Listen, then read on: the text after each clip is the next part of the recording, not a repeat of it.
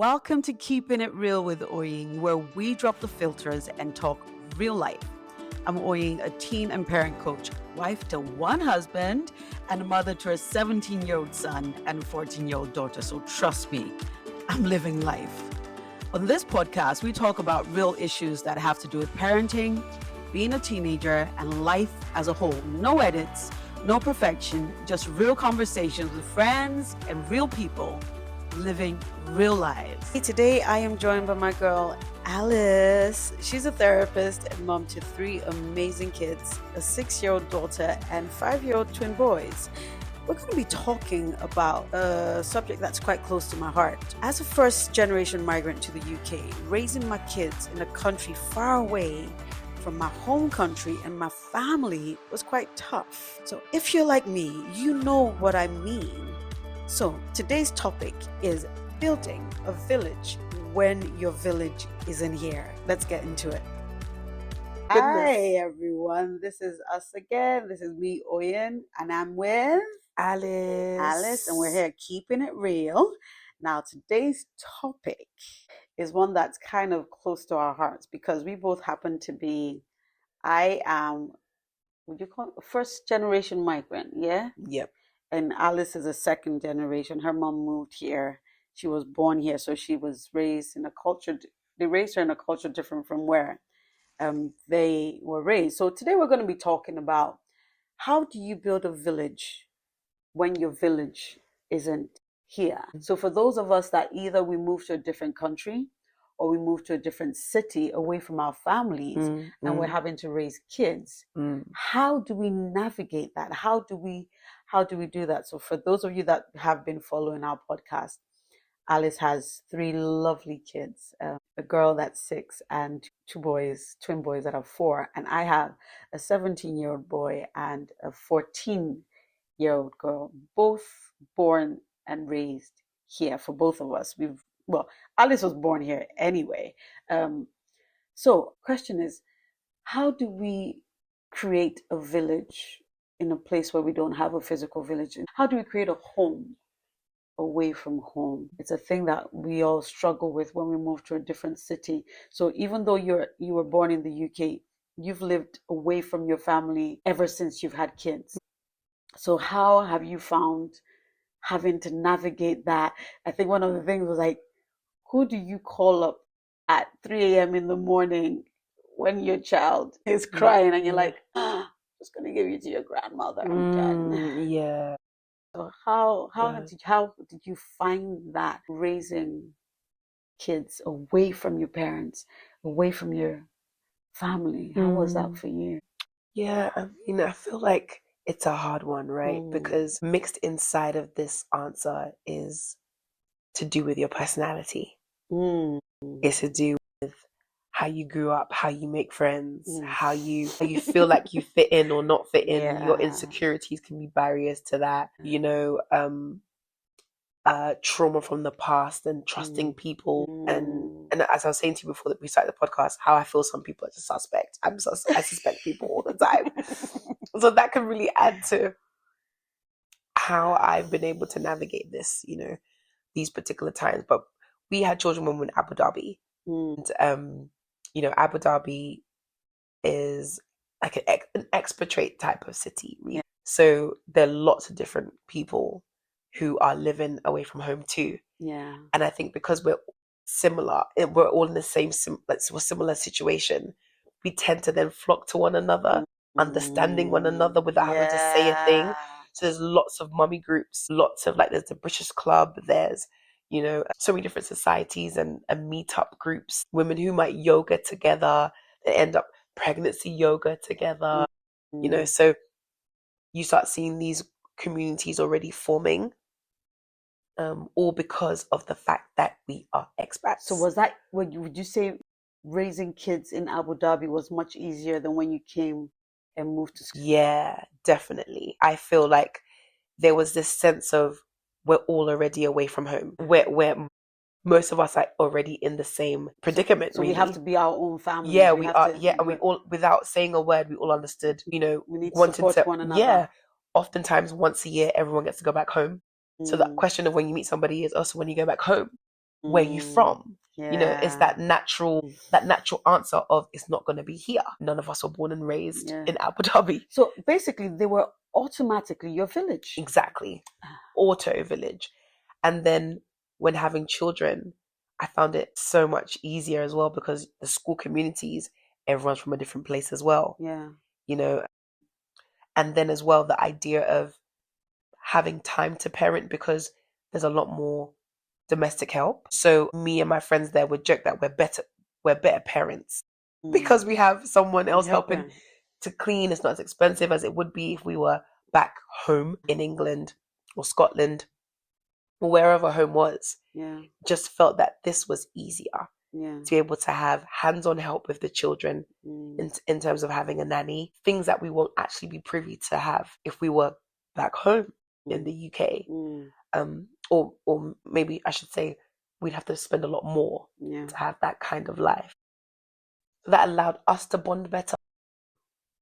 We had more time because someone else was there to help us with the children. So I kind of feel it was easier. However, coming to the UK, where I was born and raised, I found it harder. Yeah. But it was probably harder because you weren't with your family, even though you were in the UK. Yes. You lived in a different Exactly. Again, from yes, where they are. yes. And now it became weird because most people who are living around here, they have their parents close by. People who are like me, first gen migrants. So it's the idea that, or second gen, sorry, actually, my mom lives down the road. Yeah. So if I'd opted to go back to London, I'd be just like my other friends who are like, yeah, mom lives down the road. But being here in Scotland meant that it was kind of like, well, why aren't you in London? Like, why aren't you nearer to your parents? Because it feels as though that's the way it works. Yeah. In the UK community, so it's run on having your trusted family and network around you. I think what I discovered when I moved to this part of the world from Nigeria, and when I started having my kids, unlike the culture where I was raised, where everyone's involved in raising your kids, they don't need your permission to help you raise your kids. And then I come to a country where your next door neighbor doesn't care about, and it was a culture shock, obviously. But I think what helped me, and I say, I found a village. I just needed to use my village. And fortunately for me, my church was my village. The ironic thing was, Kishi, my daughter, and I were talking about it in the car today about our church then, that they were like our family because everyone was responsible for everyone else's child. It wasn't a case of your child and my child. It's like our kids. And that was so helpful because I didn't have any family here. And the church was my family. They helped when my kids were little. If I needed help with childcare, if I needed help with advice, if I needed help with anything, I just called upon them and it wasn't a burden. And I like what you said. You said something about personality. Some of us, our personality is such that we would ask anybody. Yeah. And I was that kind of person. I'm like, I would ask anybody for anything. I say to myself, the worst you're going to do is say no. You're not going to beat me up. So I took advantage of the fact that I had a village, and my church community then were so amazing. They were always willing to help, which for me was amazing. I think I would have really struggled if I didn't have that when my kids were younger. And now that my kids are older, my village looks slightly different. It looks slightly different because now I engage every stakeholder my children have. And who are these stakeholders? They're coaches, they're teachers, parents, friends of parents. Yes. Parents of their friends. Yeah. And that definitely, I see, for me, it makes a difference. You saw something earlier. You said, ask for help before it become desperate. Become desperate. Yeah. So I'm gonna ask you, because I know Oh my goodness, I wish this was a video podcast. You should have just seen Alice rolling her eyes. Rolling her eyes, because I always say, Alice, you need to ask for help. Ask for help. Alice will almost kill herself before she has to get to the point where she's almost like, oh, I'm a dying. Listen, that's why therapy is important for parents.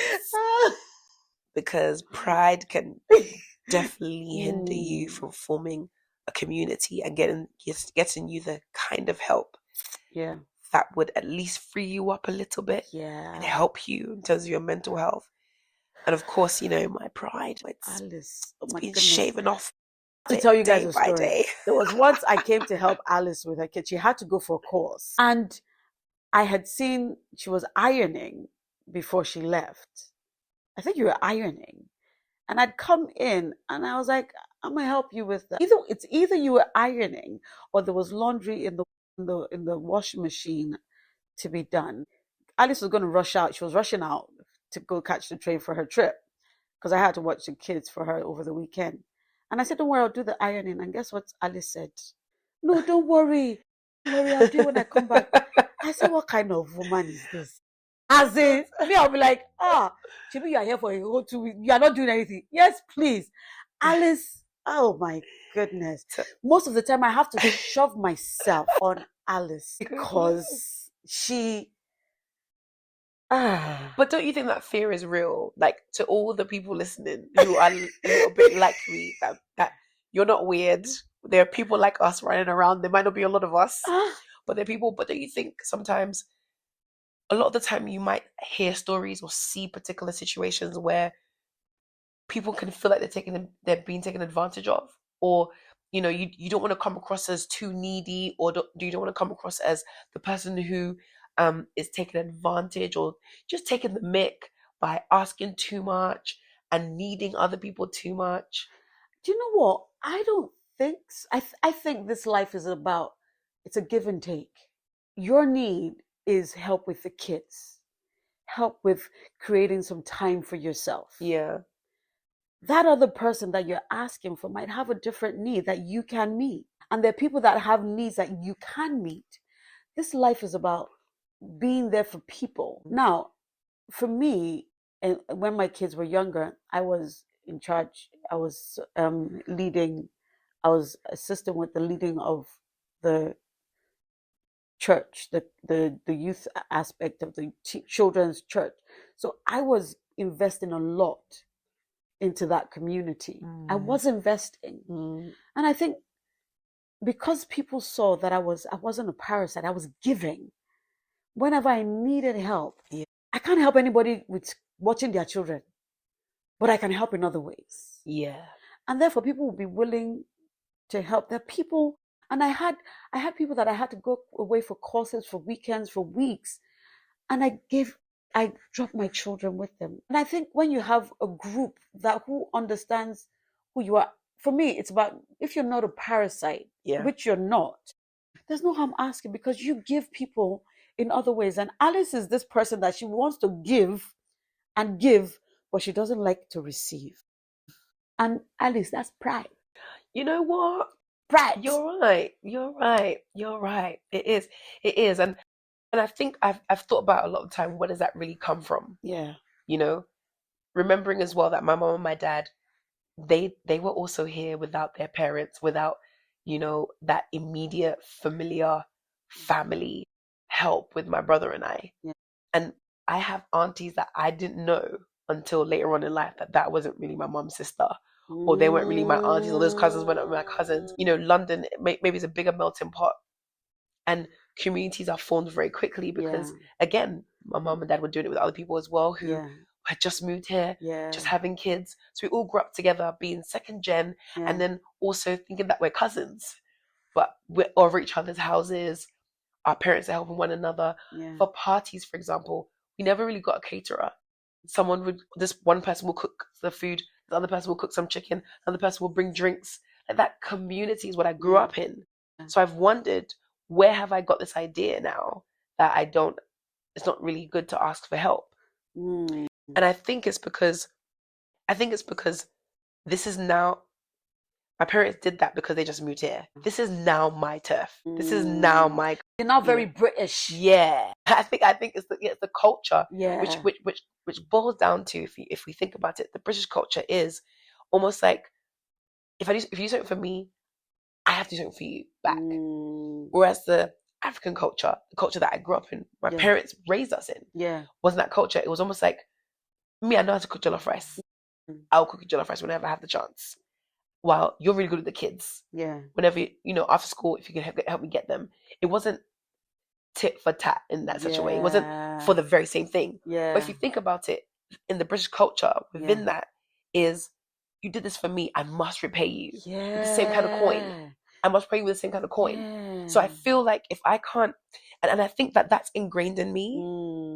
So it doesn't allow me to kind of emulate what my parents did. You know what? Now that you're talking about it, it makes a lot of sense, because the British culture is such that they don't like to owe anybody.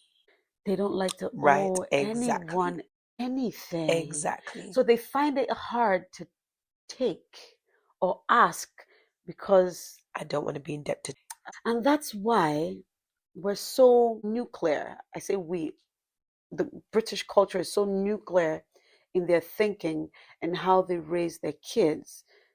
They don't like to ask for help. We have that sense that I don't want anyone to know my struggles. I would rather deal with it myself. Yes. Whereas I'm coming from a culture where I'm gonna ask for help. Exactly. I'm gonna ask for help. I will, because we are, the culture I'm coming from is, and I think another aspect I'm going to look at it is, when I came to the UK, a lot of the people in my church at that time, we all came about the same time. So like your situation in Abu Dhabi, you guys knew we're all from a different place.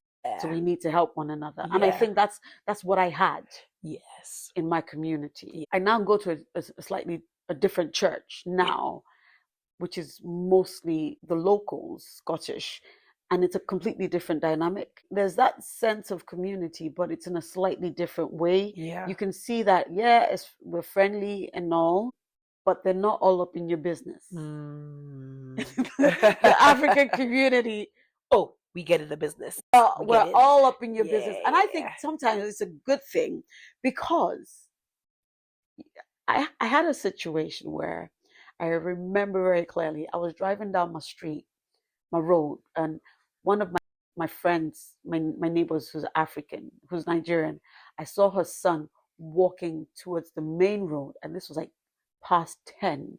And I was driving in, and I'd passed him. He waved, and I passed him. And I'm like, in my head, I was like, this is past 10.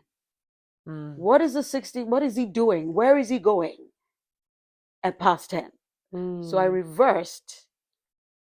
I went up to him. I wound down my window. I'm like, where are you going? Oh my goodness. And I was like, oh, he's just going to buy pizza, to get pizza. I was like, okay, cool.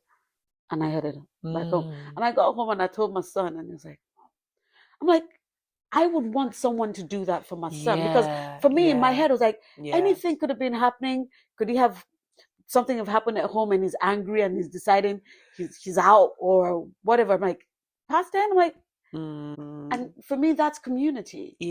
Because I could have just driven past. I'm like, that ain't my business. So true. Yeah. And I guess what you're saying, like, it speaks to coming from a culture where there's that accountability. There's that people are going to be like, so you saw him, but he didn't say anything, rather than this idea that, I saw him and I just thought he was doing his own thing, so I left him alone. You will be held accountable for the fact that you saw him and didn't say anything within the culture, within the African culture. Whereas we're living in a culture that's quite different. And I know that we said that we'd do a part 2 and that'd be a culture thing. Do and I think we're going to, because it does my head in, to be honest. But now, back to the point, which is the village. How do we create a village in a place where you don't have family? How do we actively find a village, a community? Because we always say that thing we always say about parenting, it takes a village to raise a child. You can't No matter how great a parent you are, you have so many blind sides. There's so many things you don't see. So many. No human So being, many. no single human being is Yeah. all knowing. Yep. And your child needs more than you. And there's a statistic that says a child needs at least 6 adults to keep them on the straight and narrow. At least 6 Wow. adults to keep them on the straight and narrow. You cannot do it yourself. Yeah. So parents, if you're listening, for those of you that say, "Oh, it's my child, I don't," yeah, you end up making the final decision, but you need support. You need help from people that can see things that you don't see Yes. Yes. about your child. Yes. And you know something that I hear a lot of my, "Oh, that's my child, it's not possible." And you're like, "Girl, there's things about your child that you don't even know." Right. So true. So how do we go about? I have my own theories because I've been there. I use my village. Everyone around me is a village. Everyone. But for your experience, and I'm saying this because you're much better than you used to be about Thank you. involving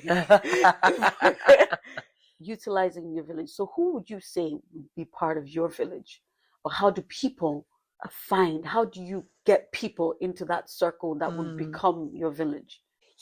I mean, I think for me has been similar to you, getting into community myself, so like a church community. Yeah. And that has really been the building of where there's been offshoots of these other mini communities. Yeah.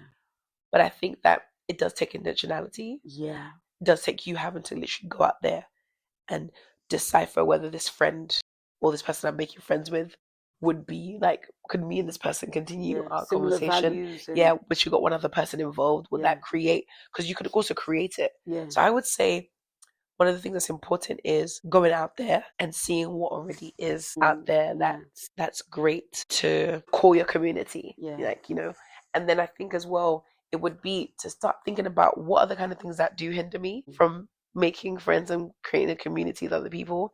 Sometimes it could be that you're the leader of that community.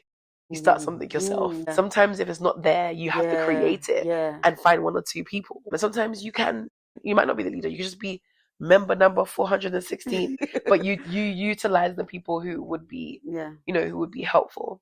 But I do think it really is about evaluating what's around you, seeing what's already available that you could join that would be interesting. And then if you do have a niche, have this particular thing, that this would be beneficial for my husband, for like my husband to know that there's these group of people who are there for me, then I do say that it's important to accept help the people who are bringing you help. That forms a community. Once they know that, this person trusts me, this person like she can invite me into her house actually, and I'm taking care of her kids. Like automatically that makes the person part of your community. Yeah. So and other people feel safe, like my mom and my dad, even though they live in London.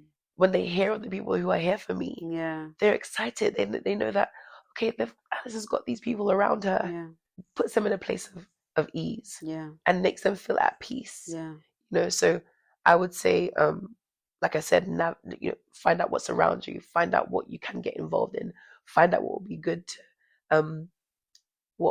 to learn or get to know before you know it. You're part of a book club, or you're part of a crochet club, or you're part of a craft club, and from that club they've got a little mini niche there as well.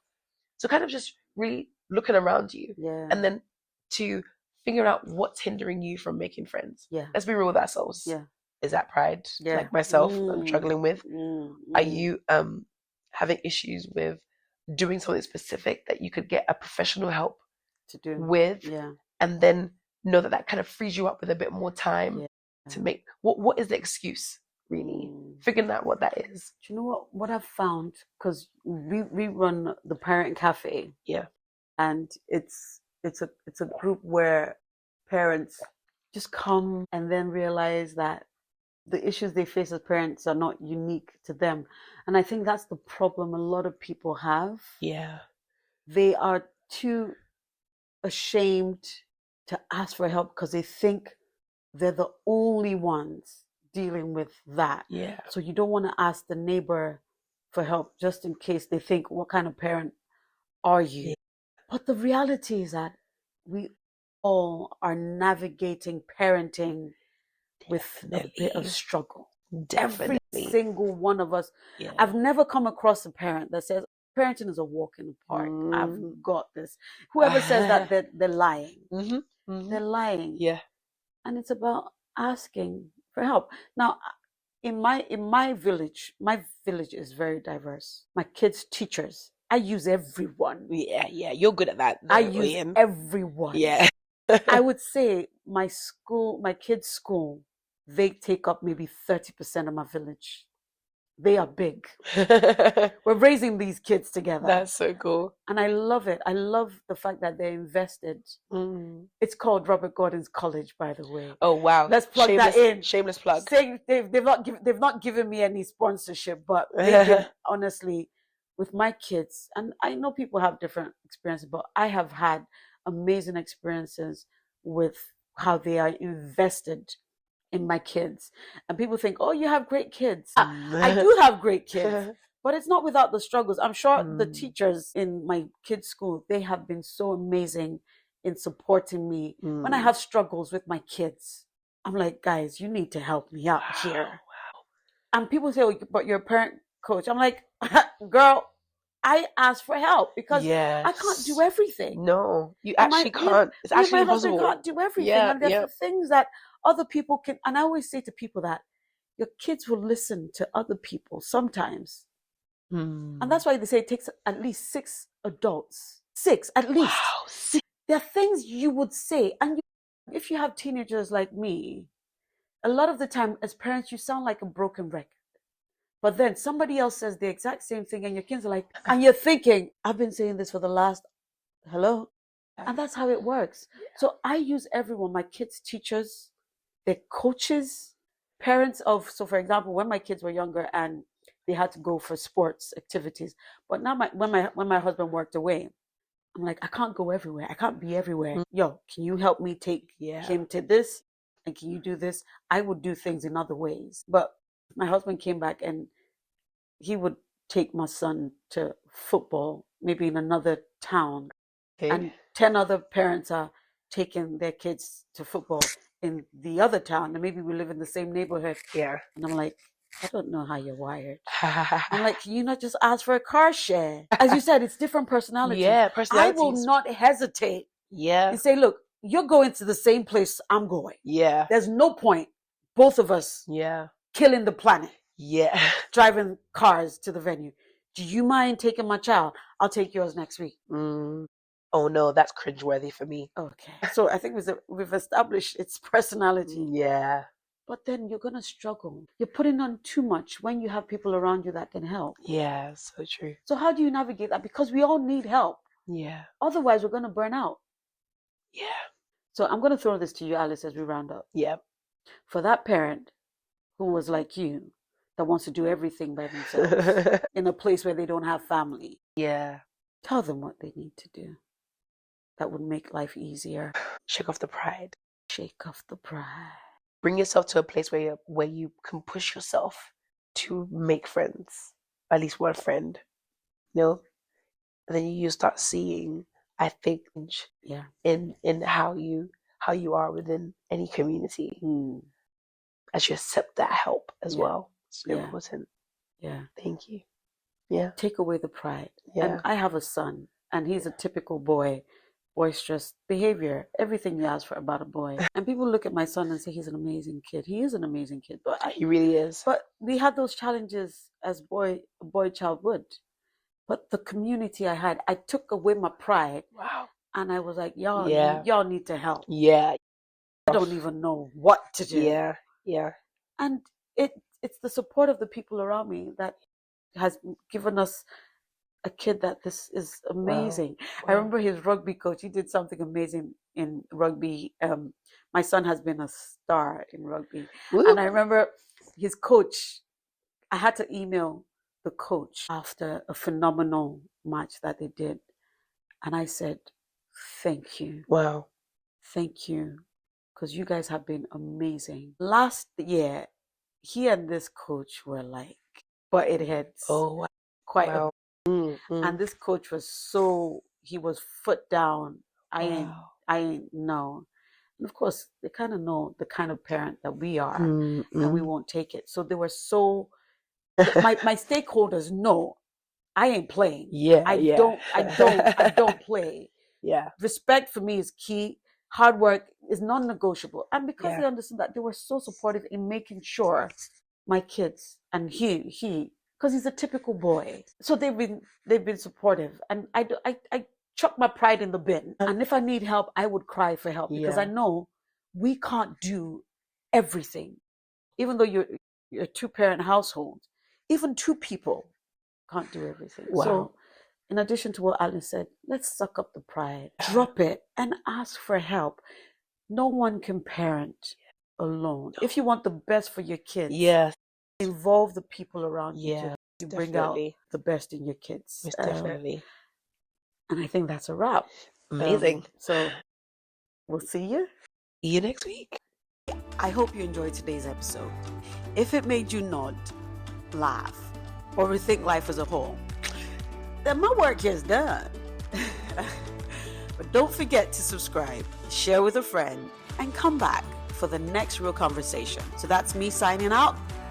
Take care and God bless.